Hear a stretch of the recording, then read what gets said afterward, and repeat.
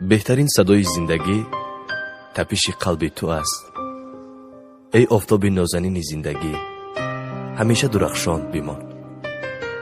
مبارک زاد روزت مادر جان، نبیند غم وجودت مادر جان.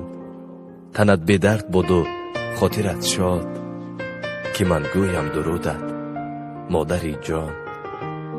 از تو مهربانم، بابت تمام اذیت‌های بچگی منظرت میخواهم.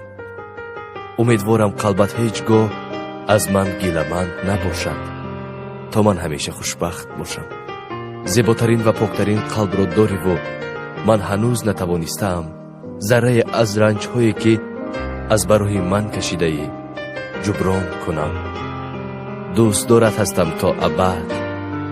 امروز بهترین روز است، چون خداوند بهترین فرشته‌اش را آفرید تا اکنون مادر من باشد.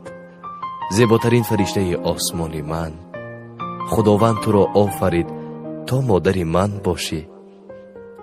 من به خود افتخار میکنم که چنین مادری دارم، مادری که هرچی بخواهم او را توصیف کنم کلمات یاریم نمی کنند. فرشته های آسمانی در مقابل خوبی های تو سرخم خواهند کرد، زیرا تو یکی از آنهایی. مادر، میخواهم نامت را شبیه گل گویم، اما گل خشک می شود. مادر، میخواهم نامت را شبیه خورشید گویم، اما خورشید هم غروب می کند.